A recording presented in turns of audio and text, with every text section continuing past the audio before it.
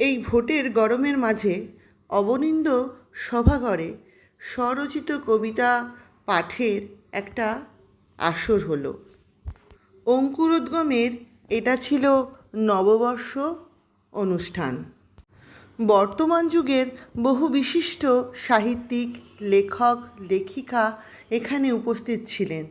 তাছাড়া ছিল বিভিন্ন জেলা থেকে আসা আঞ্চলিক কবিরা।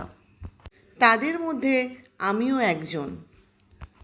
এই বছর অঙ্কুরোদ্গমের বইমেলা সংখ্যায় আমার 3টে কবিতা প্রকাশিত হয়েছিল।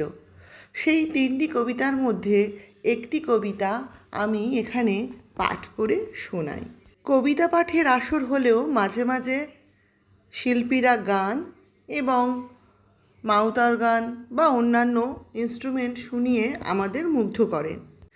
ভালো লেগেছিল একজন শিল্পীকে, যিনি ভীষণভাবে অসুস্থ ছিলেন, তারপরেও স্টেজে এসে নিজের পারফরমেন্সটুকু দেখিয়ে গিয়েছিল। আর ছিল সবাইকে বরণ করে নেওয়া। নিজের একঘেয়েমি জীবন থেকে মুক্তি পাওয়ার আশায় আমি এই সমস্ত অনুষ্ঠানগুলোতে অংশগ্রহণ করি। এই অনুষ্ঠানে এসে নিজের চেনা জানা মানুষদের সাথে তো দেখা হয়, সাথে সাথে নতুন মানুষদের সাথেও পরিচয় হয়। আর সব অনুভূতি অভিজ্ঞতা হয়ে জীবনে সঞ্চিত হয়।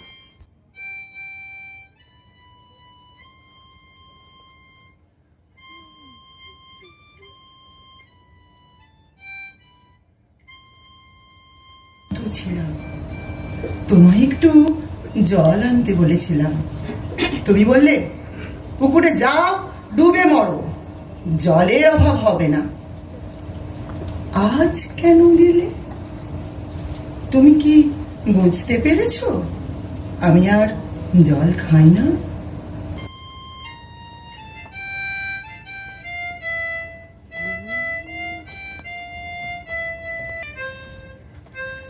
অনুষ্ঠান শেষ, এবার বাড়ি ফেরার পালা। আবার আপনাদের সাথে দেখা হবে অন্য কোনো দিন, অন্য কোনো ব্লগে। আমরা যখনই নন্দনে ঢুকি বাঁশি বাজিয়ে তাড়িয়ে দেয় কেন বলতো?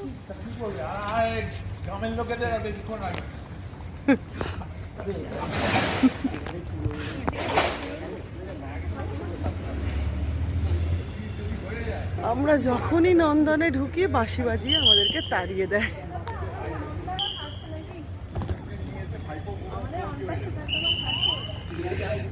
এদেরকে বাঁশি বাজিয়ে তাড়ানো হচ্ছে।